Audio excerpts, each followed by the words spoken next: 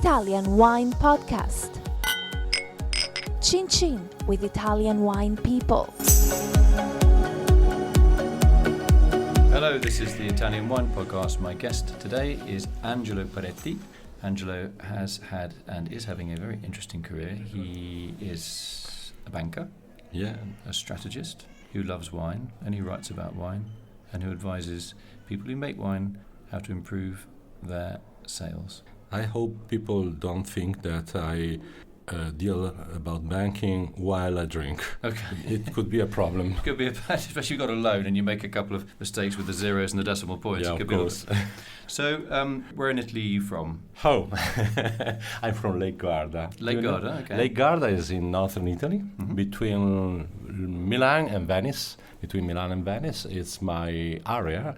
I love being a man from Lake Garda. Lake Garda is a Mediterranean climate inside the Alps. Yeah. So we have snow in winter on the mountains, but in my garden I have lemon trees, I have olive trees, I have cypresses, I have a Mediterranean environment, and upon my area on the Monte Baldo, the mountain that is over Lake Garda, we have snow in winter. We can ski in winter. It's incredible. It's an incredible area. So what are the main wine denominations or regions around Lake Garda? You said you've got this Mediterranean climate, even though it's sort of an alpine area, if you like, or subalpine area, we should say. Yeah.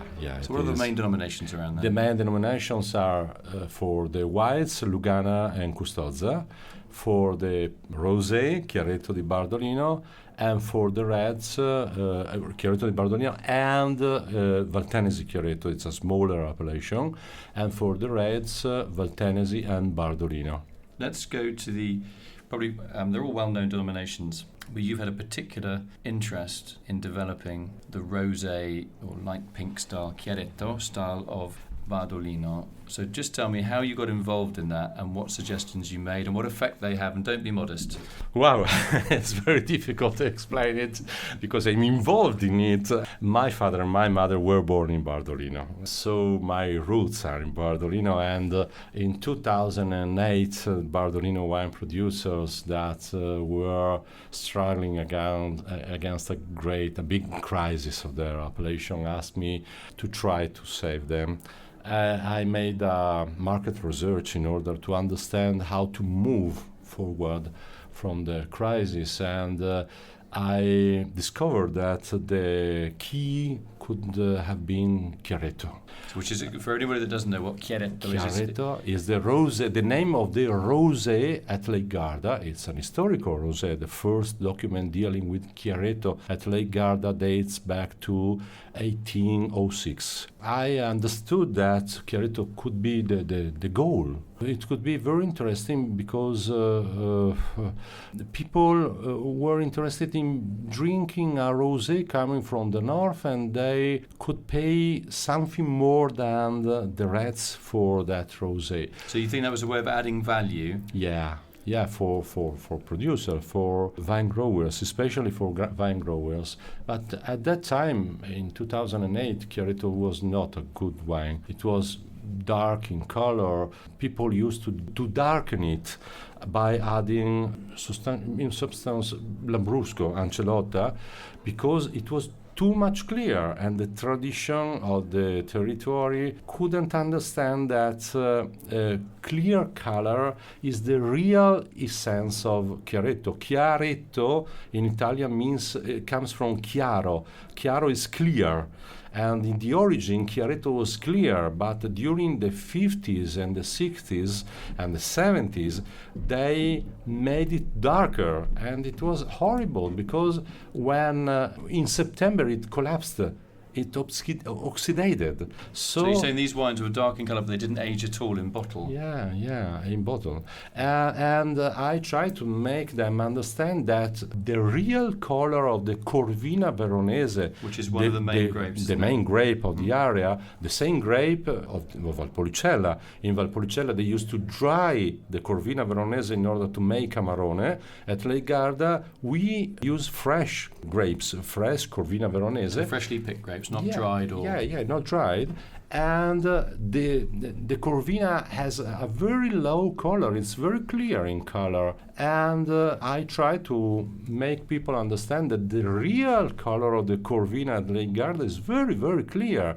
You have to respect the grape on your territory, and you have to respect your climate and your soils. The soils are very rich in salts. Very salty. So I try to make them understand that saltiness is a good thing for a wine coming from Lake Garda. It isn't a bad thing. It is very good. So we tried to make a Chiaretto, a rosé with more salt and with more citrus notes. Citrus notes are typical from the Corvina grape. So citrus, like is it like pink peach, things like that, or Like pink apple? orange, kumquat, Kumquat, yeah, and so on. They are typical.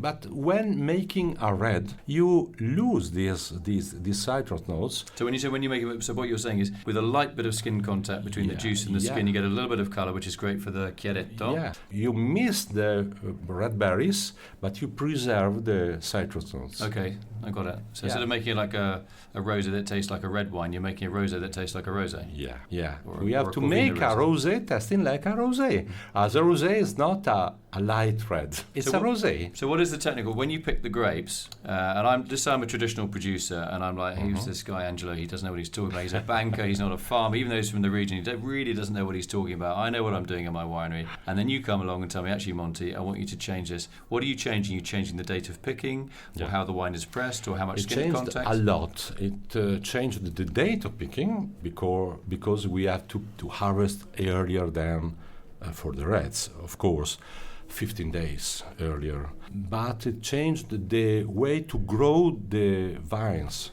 We have to preserve the grapes from the sun. We have to reach a phenolic maturation, ripeness of the grapes earlier without having red berries flavors. So you were saying you want a slightly different. You want the grapes to be ripe. You want them to be physiologically ripe in terms of acidity and sugar, but by not allowing them so much direct sunlight, so which means leaving more leaves, I guess, not leaf plucking. Yeah, of course. We have to do it. So you get more aromas like that, don't you? Now, in the past, they used to make Chiaretto by using the bleeding method, the saigné method, by taking some must from the red. And nowadays, producers have single vineyards for Chiaretto and single vineyards for the reds. Right, so basically it's the same grape variety, Yeah. but rather than just picking it all together and doing what you said, you're saying, listen, this plot of the Corvina is destined for rosé. Because it's destined for rosé Chiaretto, we're going to grow it in a different way. We're not going to leaf pluck so much. We're going to pick it a bit earlier.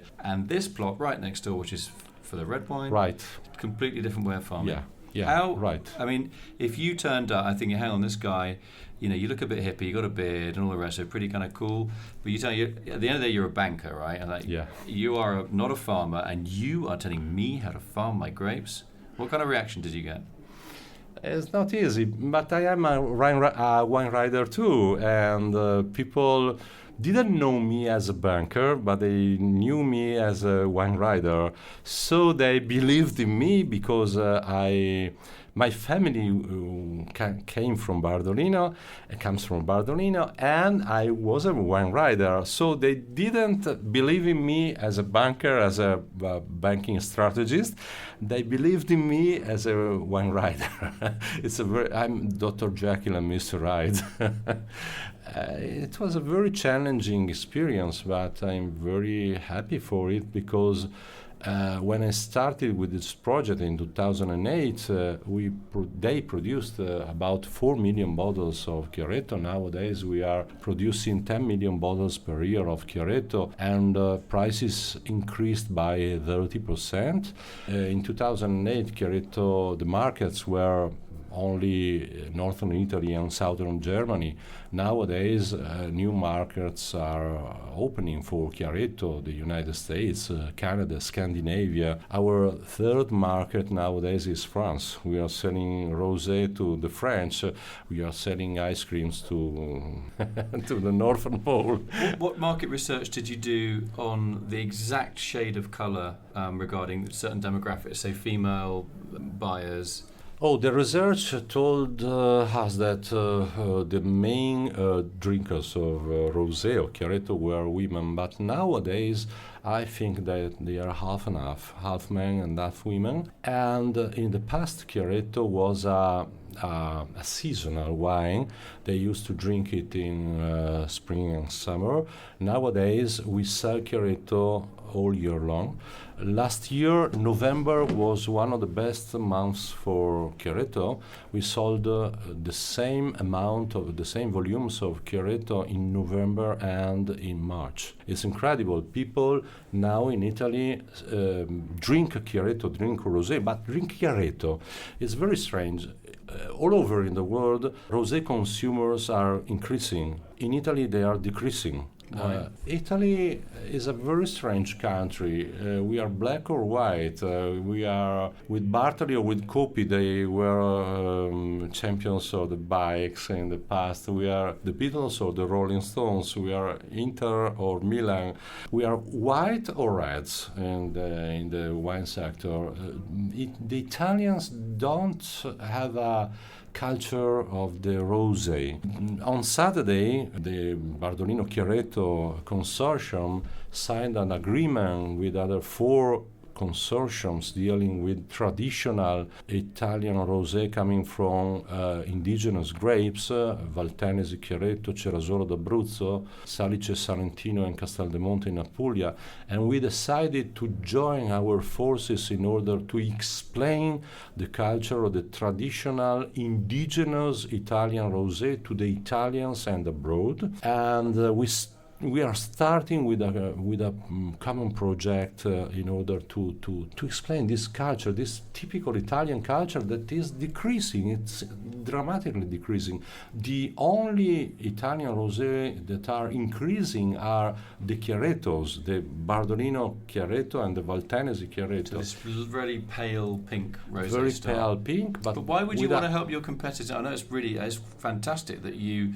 as a northern guy, in your own region, you've really had a massive impact on the sales of this wine that I'm sure you had as a kid when it was a very dark, light red rather than even a rosé. Why would you want to go down and help the Pulians sell their wine? Because I think that identity is the main force for a wine. In France, they say terroir. Mm-hmm. I believe in terroir and I believe in culture. In my opinion, terroir is mainly culture, is mainly a humanistic item. It's not just soils, climate, and vines or grapes. And if we explain to the Italians and to other people that Italy has a very long experience and culture in rosé, I'm sure that Chiaretto will increase together with the other Italian typical rosé from indigenous grapes. I don't want to be a single voice in Italy. I think that Italy has to be a country. In the past, Italy was divided. Now we need to be a unique country. So when you say divided, what you mean is historically. You don't mean like divided between ethnic groups. We just, there was the kingdom of like Tuscany, the kingdom of Sicily. Yeah. So it was the kingdom of the Pope. Yeah. So that was a historical division that has obviously shaped current Italy. Italy was only reunified in 1860. You must understand that Alto Adige became Italian in 1918. 100 years ago. Just 100 years ago. Just 100 years ago. Italy exists. 150 years. Yeah. It's a very young nation, a very young country, and we have to overcome our divisions and be Italian and have an Italian style. And but you do that with clothing, don't you? You go to anywhere in the world, the Italian fashion, everybody's mouth drops, people start salivating, I'm going to get a lovely suit or a dress or whatever it is. So you definitely, and the food, when I go on a press trip, right? My friends say, Monty, where are you going tomorrow? So I've got to go to France. Oh, bollocks. Well, I'm going to go to Germany. Ooh. And I say, I'm going to Italy. Everybody says, can I come with you? So, again, I go back to the fact that you're being very open and generous about trying to promote these wines abroad with some kind of unity. But you must think that it's very easy for me being open because I live at Lake Garda. On the eastern shore of Lake Garda, where I live, we are about 35,000 inhabitants, and during summer we are 12 million because we have a lot of tourists coming from all over the world. So it's normal for me and for my family having relations with the Germans, with the English, with the Scandinavians, with the Americans. Swiss. The Swiss, the people coming from the Netherlands, from Belgium. So I'm proudly Italian. I'm proudly from the Verona province. I'm proudly from Lake Garda. But I think that I'm a citizen of the world. So I have to deal with everybody. I have to try to open my mind. And I think that our territory, that is a matching point for different cultures coming from all over the world, can be the catalyst. Yeah, can be the consortium that helps the other territories in Italy to make a path to the future, toward the future. And I think that Chiaretto can't be the leader of nothing. I would like that Chiaretto, that nowadays is the leader in the Italian rosé wine sector. We produce 10 million bottles per year. Cerasuolo produces 4 million bottles per year. That's in Chiaretto Valtanesi in Abruzzo. In Apulia, Salice Sarentino and Castel del Monte produce just 500,000 bottles. Valtanesi Chiaretto is 1.5 million bottles. So we are the leader. But I think that the responsibility of a leader is to help the others to increase and to improve and to open the minds, to open the culture of the people. And I think that we will increase our position. So you want to increase the market as a whole? Yeah, we have to increase the market, and in the market there is place for everybody bearing an identity. Next question. What is a good food match for Chiaretto? Obviously, a lot of people will probably drink it on its own. First of all, like fish, of course, but pizza. Pizza is the perfect pairing for Chiaretto. And in my opinion, the so-called fusion cuisine, the cuisine that matches the experiences coming from all over the world, from Northern Africa, from Asia, from Europe, and so on. It's a very friendly wine and a very gastronomical wine. It matches in a very easy way with food. I think that just sweet food can't pair with Chiaretto. It's cakes can't pair with Chiaretto, sweets can't pair with Chiaretto, but the other kind of food can pair with Chiaretto. Should you have meat, for example, you can make Chiaretto age. And an age Chiaretto. Yeah, it ages in a very good way. I organized a vertical tasting of the latest 4 vintages for some foreign wine riders. And the 2014 were very fresh, very young, and they had spices upon the citrus notes. And this allows the aged Chiaretto to match with mint, for example. It's an easy to drink wine, and it doesn't want to be more than that. Okay. But it isn't a silly wine. It is easy, but it isn't silly. So I've just got one question about the technical side. How do growers get the right level of colour in their Chiaretto? Obviously, there's colour in the skins and the juice is clear. Are they soaking the grapes on the grape skins on the juice in the press for a certain number of hours? How does that work? In the press, we use the press. So we press very softly the grapes, and we use very low temperatures. Starting from picking the grapes, we used to harvest very early in the morning for Chiaretto. So they were cool. Yes, because when we harvest, it's very, very warm. The latest vintages were hot. So we have to try to harvest the grapes very early in the morning, starting at 4 or 5 in the morning, and stopping our harvest at 10, 11. Then we can harvest other grapes, but not the grapes for Chiaretto. Then we immediately refresh the grapes by using... You chill them with dry ice? Yeah, we chill them, and then we press them very softly, and we use very low temperatures during the fermentation. So that just allows you to get this very lightly slightly pink, or what will become a lightly pink wine, just a little bit of contact with the juice in the skins. And what about dryness? Is it Chiaretto normally, is it less than 2 grams of sugar? Is it bone dry? Is there a little bit of sweetness in there? It's a big question. Chiaretto used to be very high in sugar. Nowadays, dry. It's dry. When it's not dry, you don't feel that it is not dry. I try to explain it. Just a few minutes ago, I was making a wine writer taste a Chiaretto, and he told me it's very, very dry. Yes, I know it's dry. Do you know how many sugar it has? I don't know, but I think it has a very low sugar level. No, 8 grams per liter. Really? It's not low. But we have very high saltiness, I say, and a very high freshness, and we have a tannic final in our rosé. So you can't feel the sugar, and the sugar helps us to give body to the rosé. So that makes it more food friendly as well, doesn't it? Yeah, this is the reason why it is it's very versatile. Yeah, so it's good on its own with a little bit of sweetness that you don't feel, so it's not cloying, and it's got that body, as you say, that helps it go with lighter dishes, even a main course. So I just want to say thanks, Angelo Peretti, for coming in. I would say that you're Italian and all that, but you are more of a citizen of the world, I think. Yeah, I think. I hope to be. Yeah, well, you are though. I mean, you are. I've met you a few times, and you have I must learn English in a better way because my English is horrible. Your English is fantastic. So I want to say thanks very much to my guest today, Angelo Peretti, who is probably the most influential man on the planet as regards pink wine. You are. No, I don't think. I'm one of the most important drinkers in the wine. In the wine sector. No, you're a banker. You got to keep a clear head, you know.